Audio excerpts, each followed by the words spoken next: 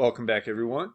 This is part 2 of our presentation on manufacturing and answering the question of what is it?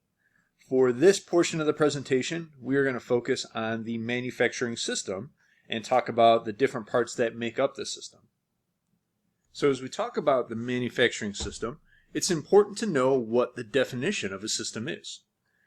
A system, by definition, is anything that is made up of parts or groups organized for a purpose. We encounter systems every day. We use them for a lot of different things as well.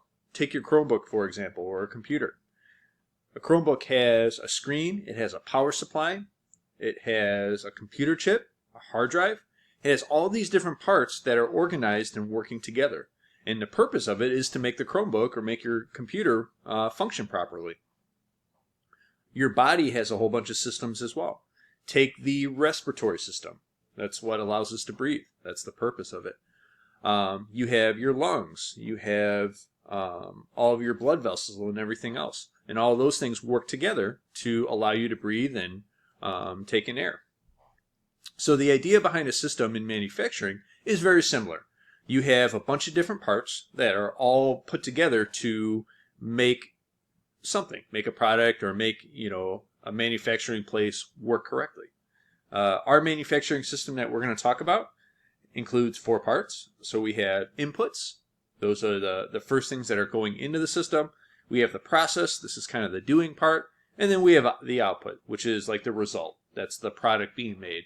And then all of that is guided by goals. So companies actually set a whole bunch of different goals to make things happen the way they want them to. Inputs are the first part of the manufacturing system. Inputs are what go into the system.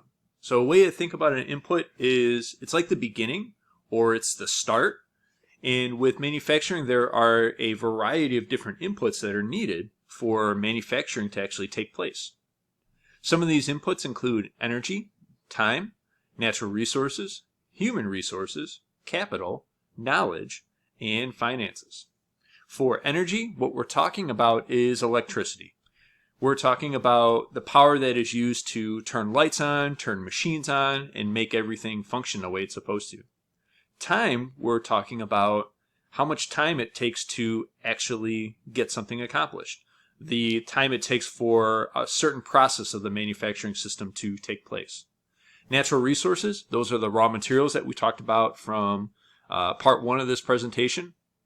So all the different materials that are shipped to a certain location and then changed or processed to make something else, make the final product.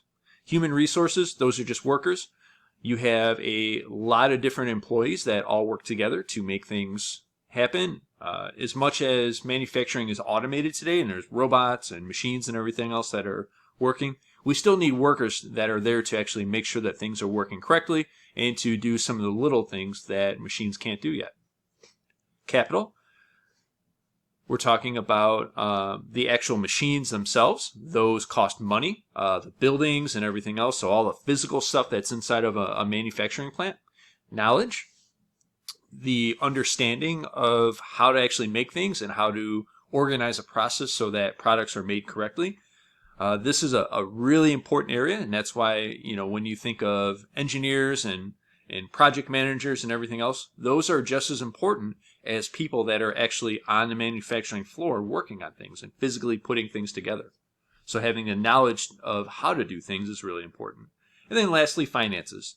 Having enough money to, pay bills and make sure that you can buy materials, buy raw materials, and pay for shipping and everything else so that you can have the whole system work correctly and make your final product. So those are inputs. Here's a picture that just shows the different manufacturing inputs that we talked about on the previous slide. You've got natural resources, energy, time, human resources, knowledge, capital, and finances. And those all get put into manufacturing, and that's what allows manufacturing to take place. Manufacturing processes is the next part of the manufacturing system. This is the doing part of manufacturing, where a product is actually made and all the steps that are taken to make a product happen. There are 2 parts to this. The first part is processing technology, and the second part is management technology, and they work together. Processing technology is the machines. It's the people on the assembly floor that are doing each of the different steps that are needed to make the product. Management technology is making sure that inputs and resources are used correctly, making sure that there is very little waste of raw materials, making sure that there's very little waste on time and workers, and making sure that everything is running as efficiently as possible. Both of these work together to allow companies to make a product that allows them to make money. Manufacturing outputs is the third part of the manufacturing system. This is in a sense, the end of the manufacturing system where the product is actually made. It's the result. So you take all these inputs that get put in, you have all these processes that take place, and then the result is the final product. There are three main types of products. The first one is consumer, the second one is industrial, and the third one is military, which is its own separate thing. Consumer products are the things that we buy and use on a daily basis. It's your groceries, it is your clothing, anything that you use. Industrial products are usually things that need further processing. If you were to buy steel, let's say you're a company and you buy 3 tons of steel to use for whatever it is you're going to make, that would be considered an industrial product, and that steel would be further processed into something else later on.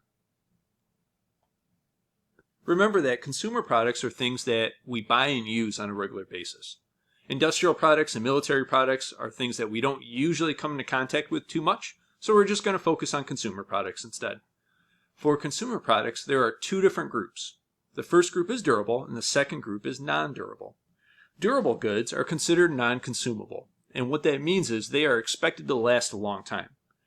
Cars, appliances, furniture, those are all things that are used over and over again. The same thing with tools in a manufacturing environment. Tools, you don't buy a new one all the time. You tend to keep the same tools and use them over and over again. Non-durable goods are a little bit different. Those are expected to be used quickly. They're not going to last long. So things like food and beverages, once you use those, they're gone. That's it.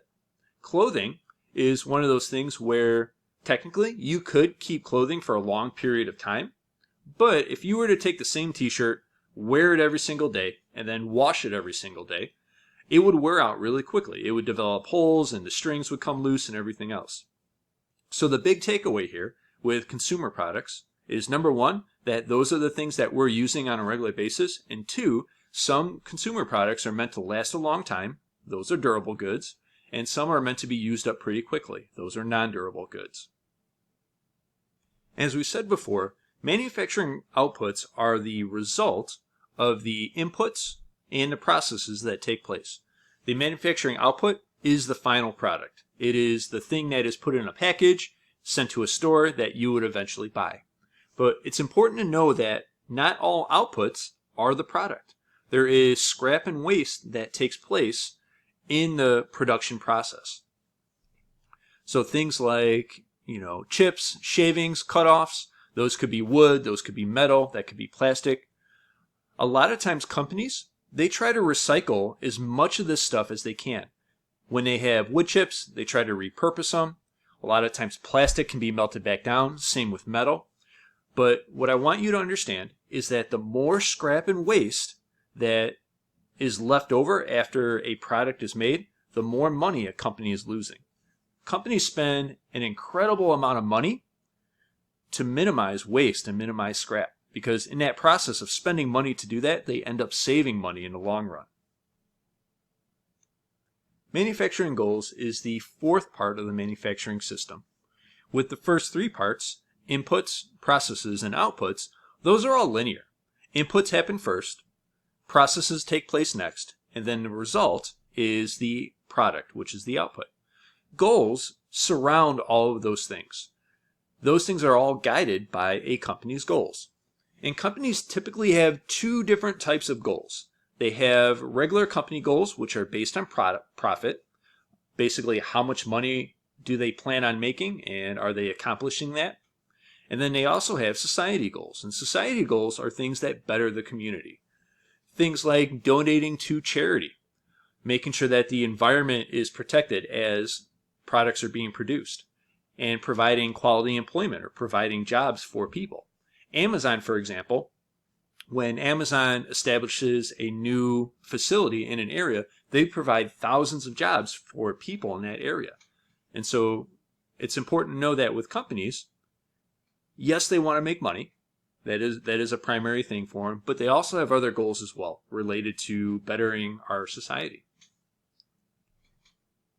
So that's the end of our presentation on manufacturing. Hopefully you learned a little bit more about what it is and some of the things that are involved with it. If you have any questions, please let me know, and thanks for watching.